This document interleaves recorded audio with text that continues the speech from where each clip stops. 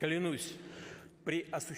jure qu'en remplissant mes fonctions de président de la Fédération de Russie, de respecter, de protéger les droits et libertés de l'homme et du citoyen, de respecter et défendre la Constitution de la Fédération de Russie, de préserver la souveraineté et l'indépendance, la sécurité et l'intégrité de l'État, de servir fidèlement le peuple. Salut les amis, bienvenue sur notre plateforme, sur votre plateforme. Bienvenue sur cet endroit où nous donnons notre avis et nous expliquons souvent quand il y a certaines actualités qui nous divisent. Parce que le but ici, ce n'est pas forcément d'imposer notre point de vue sur des personnes, non, c'est d'échanger souvent. Les amis, Vladimir Poutine, comme vous avez vu dans cette petite vidéo au début, a prêté serment aujourd'hui. Nous sommes le 7 mai. Et dans 2 jours ou dans 48 heures ou plus, la Russie va fêter la victoire sur l'Allemagne nazie. On parle là de la deuxième guerre dite mondiale. Et pour ceux qui ont fait l'histoire, la vraie histoire, ils savent que c'est la Russie qui a mis en déroute l'armée nazie, la Wehrmacht. Ce n'est pas un autre pays, ce n'est pas les États-Unis, c'est faux. Les Américains sont entrés dans la danse, c'était trop tard. La Russie avait déjà perdu autant d'hommes et la Russie avait copieusement touché l'armée de Hitler avec les Africains. À peu près 1 million de jeunes Africains avaient été mobilisés pour faire la guerre et défendre les plus faibles qui veulent nous maintenir toujours dans la souffrance. Suivez bien mon regard. La demoiselle de l'Europe, c'est comme ça qu'on les avait appelés. Et il reste les demoiselles de l'Europe parce qu'ils passent le clair de leur temps à bavarder. Regardez le comportement d'Emmanuel Macron. Il bavarde, il passe son temps à bavarder. Quand quelqu'un bavarde trop, il ne peut pas être dans l'action. Il est dans le laisse-brouf. Et si on reconnaît l'élite française, du moins cette grande majorité de l'élite française aujourd'hui, qui ne veut pas voir la réalité en face comme ça. Il y a un monsieur qu'on appelle Mélenchon, malheureusement, il prêche peut-être dans le désert où il n'y a pas la majorité des Français qui l'écoutent, parce qu'il a parlé des différents accords bidons que l'Europe a signés avec les Africains. Voilà, il n'est pas en train d'être écouté. Il condamne l'attitude de Benjamin Netanyahu. Là, il n'est pas toujours en train d'être écouté, mais ce n'est pas grave. Ce qui a attiré mon attention lors de cette cérémonie de prestation de serment des gens, c'est quoi? C'est que Vladimir Poutine a posé sa main sur la constitution de la Russie. La Russie, c'est un pays laïque, donc ça veut dire qu'il y a beaucoup de religions en Russie.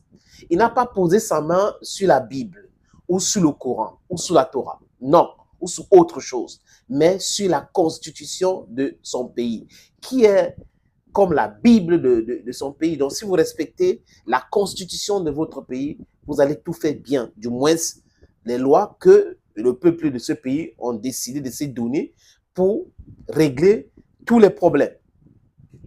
Mais quand vous regardez en Afrique, souvent, c'est quoi? C'est que vous avez les pays dits laïques et le président prête serment sur la Bible. Trouvez la cohérence. Donc, ça veut dire qu'il y a une partie du peuple qui est exclue. Alors, la constitution, c'est pour tout le monde. Les catholiques, les protestants, les bouddhistes, les juifs, comment on appelle ça? Les juifs, bon, pas les juifs, mais ceux qui pratiquent le judaïsme, voilà la religion. Le judaïsme, le bouddhisme, le shintoïsme, s'ils sont dans votre pays, mais vous respectez leurs droits et tout le monde est, c'est-à-dire que la constitution, c'est pour tout ce monde-là. Il est temps que les pays africains sortent de ce truc qui avait été imposé par l'Europe. On n'a pas fait ça. Aux États-Unis, on dit la Bible. En Angleterre, la Bible. Et dans leur propre constitution, ce sont des pays laïcs. C'est tellement incohérent. On ne peut pas continuer avec cette incohérence comme ça. C'est pour ça que je dis que quand vous regardez Vladimir Poutine, like him or not, c'est de votre droit, mais il est d'une cohérence et constance qui attire l'admiration de beaucoup de personnes. Il n'y a rien à dire. C'est-à-dire que, oui, peut-être l'élection n'a pas été bien faite selon les règles occidentales. Ils peuvent critiquer comme ils veulent. Mais quand ils voient cela, ils se disent quoi?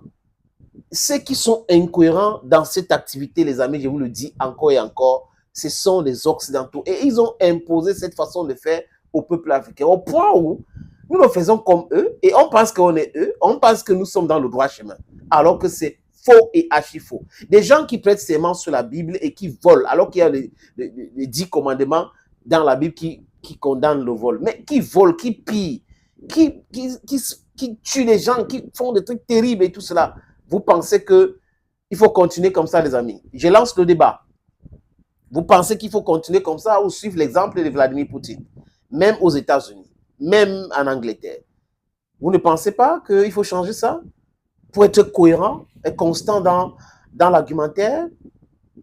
Moi, je le pense. Mais sincèrement, vous aussi. J'attends vos réactions en commentaire sur le fait qu'il faut prêter serment sur la Bible, le Coran, le livre saint de Shinto, de Bouddha, tout cela. J'attends vos commentaires, mais les amis, prenez en compte un aspect, qu'un pays, c'est tout le monde, c'est toutes les religions, c'est ceux qui ne partent même pas à l'église. Un pays, c'est le droit, c'est la constitution. À vos claviers, les amis, let's go. Thank you again and bye-bye.